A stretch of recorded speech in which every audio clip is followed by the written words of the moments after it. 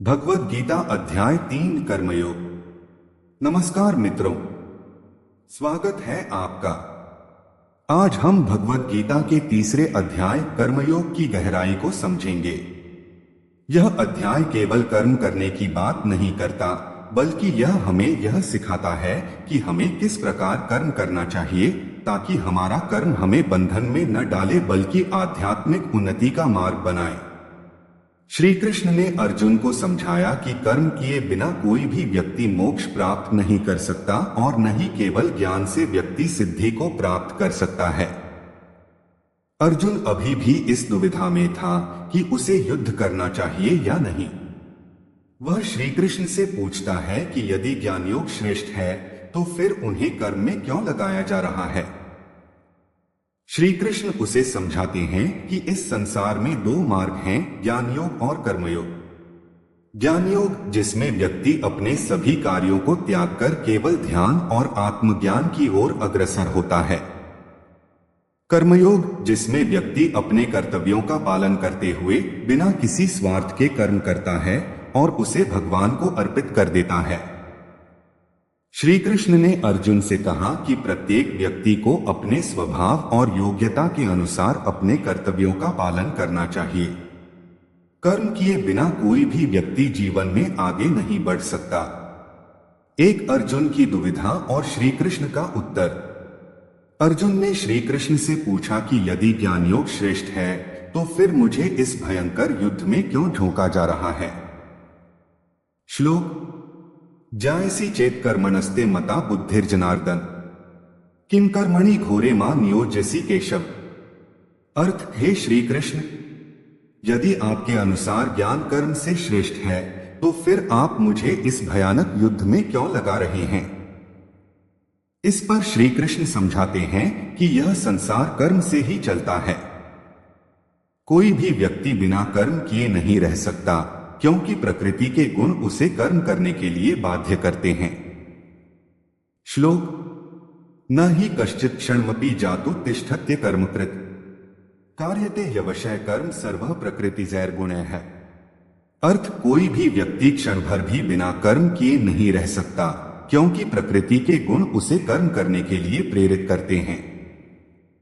इसका अर्थ यह है कि हम चाहें या न चाहें हमें कर्म करना ही होगा। दो कर्म से बचने का कोई उपाय नहीं। श्री कृष्ण ने कहा कि जो व्यक्ति केवल बाह्य रूप से कर्म का त्याग करता है लेकिन मन में कर्म करने की इच्छा रखता है, वह मिथ्याचारी, धोखेबाज कहलाता है। लेकिन जो व्यक्ति मन, वचन और कर्म से अपने कर्तव्यों को निष्काम भाव से करता है, वही सच्चा योगी होता है। श्लोक कर्मेंद्रियाणि संयमय य आस्ते मनसा स्मरन् इंद्रियार्थान विमूढ़ात्मा मिथ्याचारः स उच्यते। अर्थ, जो व्यक्ति कर्मेंद्रियों को रोककर बैठा रहे पर मन में विषयों का चिंतन करे, वह मिथ्याचारी कहलाता है। इसका अर्थ है कि केवल कर्म का त्याग करने से कोई सिद्धि प्राप्त नहीं कर सकता। मनुष्य को कर्म करते हुए भी आत्मा को परमात्मा से जोड़ना चाहिए। तीन कर्म को त्यागने के बजाय उसे भगवान को समर्पित करो। श्री कृष्ण ने बताया कि किसी भी कार्य को भगवान को अर्पण करके किया जाए तो वह बंधनकारी नहीं होता। इसीलिए हर व्यक्ति को अपने कर्तव्यों का पालन करना चाहिए। श्लोक यज्ञार्थात् कर्मणोऽन्यत्र लोकोऽयं कर्म बंधनः तदर्थं कर्म कौन्तेय मुक्त संगः समाचर। अर्थ, हे अर्जुन, कर्म केवल यज्ञ, ईश्वर अर्पण के लिए किया जाए तो वह बंधन नहीं उत्पन्न करता, अन्यथा वह कर्म हमें बंधनों में डाल देता है। इसका अर्थ यह है कि जब हम कर्म को स्वार्थ से करते हैं तो वह हमें बांधता है, लेकिन जब हम उसे ईश्वर के लिए करते हैं तो वह मुक्ति का मार्ग बनता है। 4 श्री कृष्ण का स्वयं कर्म करना। श्री कृष्ण ने अर्जुन को समझाने के लिए अपने स्वयं के कर्मों का उदाहरण दिया। उन्होंने कहा कि वे सर्वशक्तिमान होते हुए भी कर्म में लिप्त हैं। यदि वे कर्म करना छोड़ दें तो पूरी सृष्टि की व्यवस्था ही नष्ट हो जाएगी। श्लोक न मे पार्थास्ति कर्तव्यं त्रिषु लोकेषु किंचन नान्वाप्तम वाप्तव्येन वर्त एव च कर्मणि। अर्थ, हे अर्जुन, तीनों लोकों में मेरे लिए कोई भी कर्तव्य नहीं है, फिर भी मैं कर्म करता हूं। इसका तात्पर्य यह है कि एक आदर्श पुरुष को कर्म करते रहना चाहिए ताकि समाज में एक अच्छा उदाहरण स्थापित हो। 5 कर्मयोग का सार, निष्काम कर्म ही श्रेष्ठ है। श्री कृष्ण ने यह स्पष्ट किया कि सच्चा कर्म वही है जो निष्काम और निर्मल भाव से किया जाए। हमें फल की चिंता नहीं करनी चाहिए, बल्कि केवल कर्म करते जाना चाहिए।